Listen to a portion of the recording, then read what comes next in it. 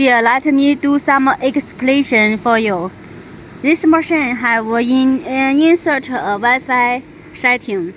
It can connect this port, this Wi-Fi port, connect to this Wi-Fi connection. If you want to connect this, you can download an app on your phone and control the machine moving like a DSP, handle DSP.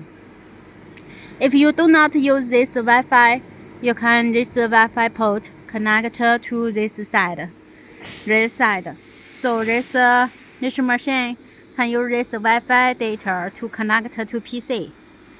If you do not want to use the Wi-Fi data to connect to PC, you can use the USB to connect the PC. And this Wi-Fi data, it is used for connect the fiber laser head that side PC. Could use this data to connect here. In this way, the fiber laser cutting head Wi-Fi could use this line to control your CO2 side system.